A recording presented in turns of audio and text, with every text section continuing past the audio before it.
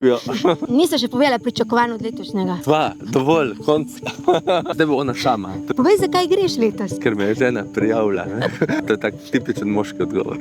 Zato, ker nama je bilo lani zelo všeč. Lani je pač bilo za voditeljske pare, letos je pa za vse pare. vse. Letošnji naslov Dajem naprej je Napolnimo vrče. In se mi zdi, da smo vsi žejni žive vode, tako kot posamezniki, kot pa tudi v zakonu, a ne. Verjamem, da jim dajem naprej, da bomo dobili vodo. Tudi gosta, ki je Benjamin uspel dobiti, ki pritehne veliko pozornost. Ja, pa tudi zelo dobro to, ker je dvodnevni format. Lanskoletni Dajem naprej bil eden najboljših. Res smo dobili kratka, konkretna navodila, odgovore na tisto, kar nas žuli. Pomembno se mi zdi, da se pari srečujemo, da si damo spodbudo. Vsebine, ki so pripravljene na Dajem naprej, so zelo kakovostne in se mi zdi, da dajo tako na tej strokovni ravni, kot tudi na duhovni. In pa še seveda ta moment druženja, povezovanja. Čutki je preplet prijateljstva, stisko roko, objemov. Letos pričakujemo, da bodo prišli tudi drugi pari, ki sploh nimajo namena voditi. Čuti tudi domačnost, diš kot neka velika družina, in da taki dogodki res niso rezervirani samo za tako imenovane voditeljske pare, da so odprti za vse pare, ki si želijo graditi na svojem odnosu in vlagati nekaj v